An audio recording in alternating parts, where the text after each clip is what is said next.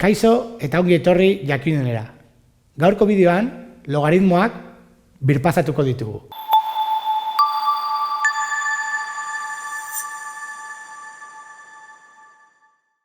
Logaritmoen propietateak hauek dira.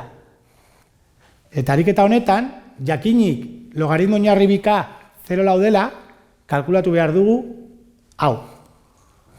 Log bika, hau da k, kalkulatu barik. Orduan, hau egiteko propietateak erabiliz garatuko dugu.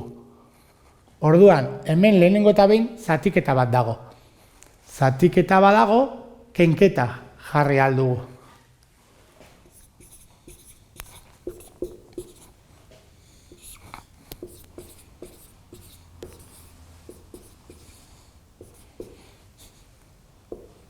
Deno dakigunez, errokarratua berreketa moduan jartzen dela erdi bat, per erdi bat. Orduan horrela kokatuko dugu, hirugarren propietatea erabiltzeko.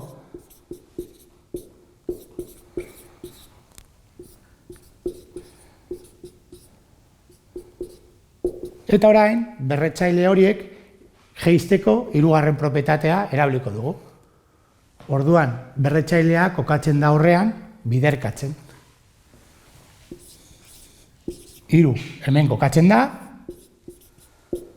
eta erdi bat hemen. Vale, hemen ja daukagu nahi duguna. 0 da hau, baina hemen ez biderketa bat daukagu. Orduan, lehenengo propietateagatik gehiketa jarri aldugu.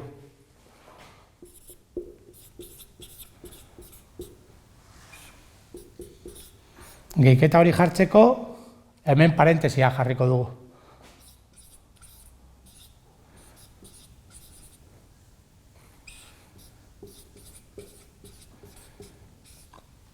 Eta ja daukagu. Hau da 0 lau. 3 bider 0 lau. Minus erdi bat.